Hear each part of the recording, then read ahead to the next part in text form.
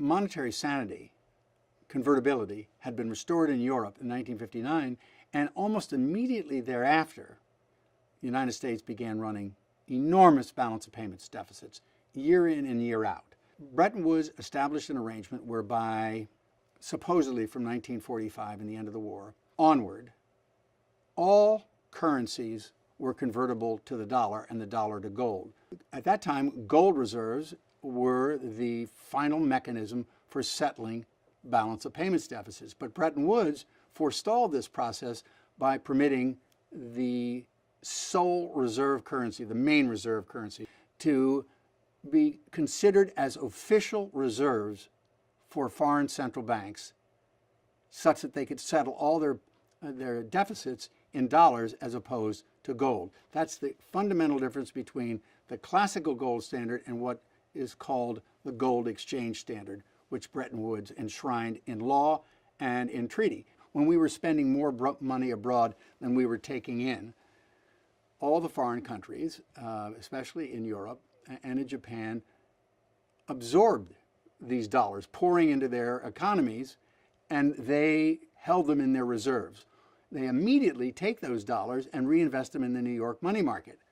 Thus, the Americans, I should say the American government, were able to buy abroad and buy at home at the same time.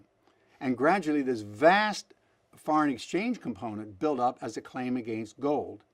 And in 1971, both Britain and several other countries decided to encash their huge accumulations of dollar reserves under the Bretton Woods system for gold. And of course, President Nixon, in his own way, decided to trump them. George says as long as we do not have convertibility, he says the Europeans can't do all that much to us. They can't. Because he says when we had convertibility, then they had a right to lecture us about what we ought to do. But with convertibility, without convertibility, that is not the case. These countries had the right to claim gold to redeem their dollar reserves. It would put the United States in a position of insolvency. We just shouldn't get all that excited about the fact that they worry about our budget. Is that your view? That's exactly right. They can't do one cockeyed thing. And they'll say, oh, well, we've got to maintain our relations. We've asked them to hold dollars. And I said, no, we didn't ask them to hold dollars. They've held dollars. It's been in their interest to hold dollars. That's right. And I said, hell with them. I'm not worried about them. I'm worried about us. That's right. 1960s was filled with financial crises that involved the dollar, but the total collapse came in 1971. He issued an executive order on August 15, 1971, and said, I'm sorry, we're not paying our debts.